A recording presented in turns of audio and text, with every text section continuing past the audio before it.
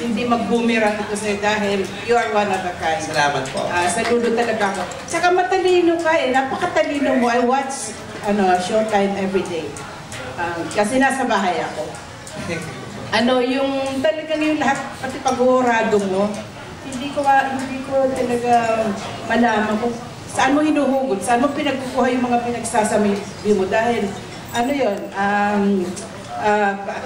patunay yun ang katalinuhan na meron ka na. Parang nakita ko din yung noong at narinig kay Eugene Domingo. Ngayon, gusto ko sana maging isang araw, parang counterpart, parang kayo ang parang magka-level ka na, counterpart ka ni Eugene. Paano kung magkatambal kayo? Minsan, siguro darating pagkakataon yun. Papayag ka bang makipag-kissing scene kay Eugene Domingo? Natawa. Yung matalinong sagot din, tagahanga mo ako, kailangan Hindi ko hanga din yung sagot. Hindi ba masyadong durog yung nakain ko, mga lalabas na naman sa idea? Paano ba? Nakakatawa ngayon palang natatawa na ako dun sa idea. Why not? Pwede naman siguro kung nakakatawa yun. O sa bagay, mga naka-kissing sila ni Eugene Domingo, si Tom Rodriguez, Dieter Ocampo, tapos ako yung susunod, so level kami. Dieter ang level ko. Ding Dong Dantes, yun ang mga nakakissing si ni Okay lang rin naman po. Okay lang rin naman po. Mukhang fun yun. Palagay mo papayag din siya? Baka hindi. Hindi ko po alam. Pero sino yung illusion mo, Vice, na if ever, maka-kissing scene? Sino maka-kissing scene? Ako ngayon lang natanong sa akin yan, hindi ko rin napaghandaan yan. Sino si ba? Enchong ba? Di ba si Enchong? Oo, bongga rin si Enchong. Napakaganda ng ngipin, ang bango ng hininga. Oo. Si Kian? Hindi, si Enchong. Kasi mas mukhang mas imposible yung kay imposible. Mukhang mas imposible kung makakissing si Enchong, kaya mas gusto ko siya. O, hindi pa tapos yung pangalawang tanong. Ay, yes. Ate Chit. Tuloy ko. Diba?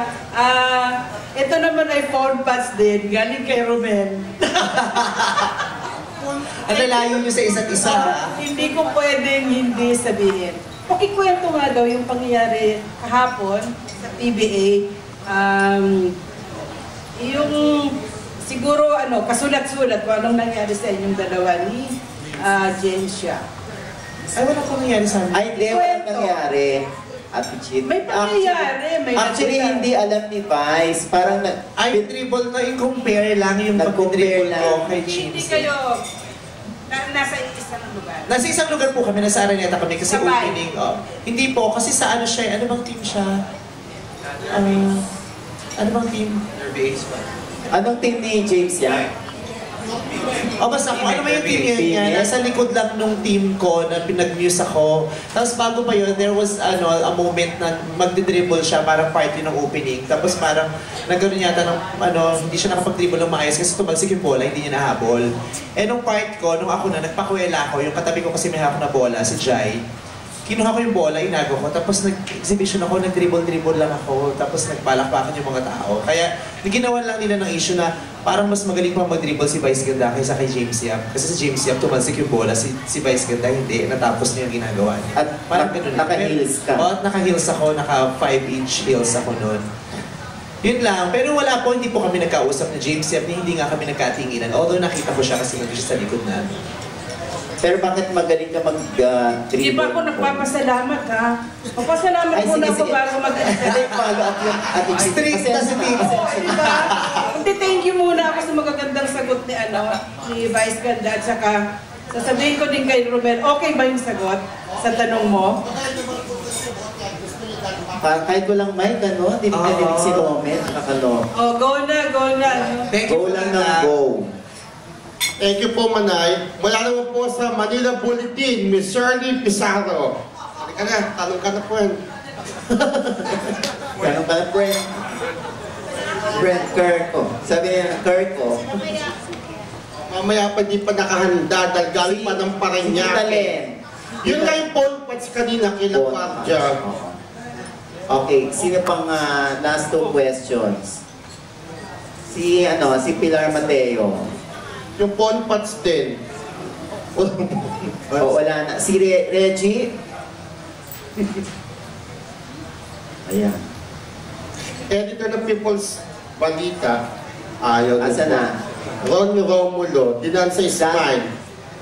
Si ano? Si Wally Peralta, ang puso mo, JC. Wally Peralta. Umaway na. Okay, so hindi, kasi naman nakiokot yata.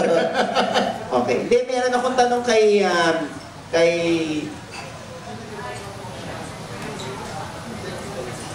Sam. Oo, Sam, oo. Masaya ka ba sa channel? Ay, meron ba? Sam, oo, kasi parang lumipat ka, hindi ba? Tapos sa sulat na parang wala raw dapat pang hinayangan ng ABS-CBN kung nawala man sa kanila si Sam Pinto. Anong reaction mo doon? Wala po. Seryoso, wala po kasi I guess now, masaya naman po ako sa... So, sobrang thankful po ako sa ABS kasi hello, PBB, I joined PBB, they made my break. So, I'm very appreciative of everything that they've done. So, now sa GMA, sobrang saya ko po kasi ang dami ko dun pong shows. So, yun lang po. Okay, Follow up kay Sam. Sam, ang sabi pa raw yata, hindi ka raw kasi marunong umarte. Ano na? Parang ikaw lang yata nagsabi nun, Ron. Hindi, nabasa namin. Di ba mali-cheat? Oo, nabasa, okay. Anong masasabi mo doon? Wala po naman 1 year ako sa showbiz and never po in my life na I think mag-artista po ako. So I'm just starting, so sana po maintindihan nyo. I'm still learning, until now, every day I'm still learning how to act, so, and everything else. Thank you, Sam. Thank you po. Sino pa po gusto magtanong? Si Tita Mercy, ang nagdidilim ang paningin. Sam, Sam, di ba, pareho kayo ng manager ni Bella Padilla na kumbaga nasa isa kayong quadra ni Claire. Hindi na Claire po. So, magkakampi kayo ni Bella against Marian de la Riva? Ay, Marian Rivera pala. Marian Rivera. Actually po, for me, parang ayoko po makialam doon. Problema nila yun. So, sila lang po mag-handle. So, ikaw gusto mo sumikap on your own, walang ibang awayin. Siyempre, sino may gusto ng away? So, peace lang po. Okay, thank you. Thank you po. Yes, mula naman po sa showbiz mismo, Mr. Jobert Socaldito. Ayun na, magtatanong yan. Siyempre, may tiga yan, no? Mamaya na. Mamaya si Pedro. Hindi pa pala kumakain. Hindi ko pinaupo. Ayun, Kuya Jobert. Yes, Jobs.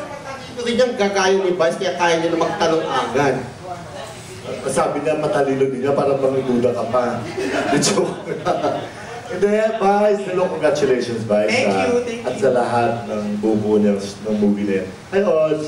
Hi, Jobs. Hindi, kasi may nabasa ako na nag-holding hands kay ni Kian. So, syempre, nagselos din ako, syempre. Crush ko rin siya, di ba? And then, is there really something between you and Kian? Oh, friendship. Pero hindi totoo yung holding hands. Hindi totoo. Sabi ko, paano nila makikita naghawak ng kamay namin? Yung kamay ko nasa loob ng maong niya.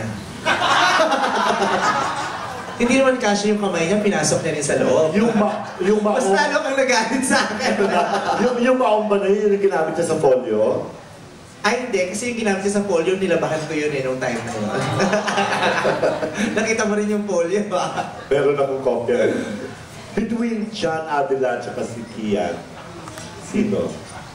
Mas close kami ni Kian kaysa ni John, pero araw-araw nag-uusap pa rin kami ni John sa Twitter at sa text. I'm sure na tanong na Odd siguro kanina kasi late nga ako, di ba? Okay. Yung kay, di ba originally kay Kuya Dick yan? Kantang Kabayo. Hindi pa yun ang tatanong ko. Ay, di pa rin tatanong? So, wala bang pressure sa'yo? Kasi that time, kumita yun eh. Sobra. Kay Dick, Kuya Dick. Malaki din po, malaking pressure kasi nga kumita, tsaka classic na yung movie ni Kuya Dick na to eh. Tsaka hindi lang basta kahit kumita o hindi, ang ganda ng pelikula ni Kuya Dick na Petrang Kabayo. Lalong-lalo na yung first part. Yun talaga yung napanood ko yung part 1. Napakaganda. Kaya sabi ko, pinakuusap ko kay Direk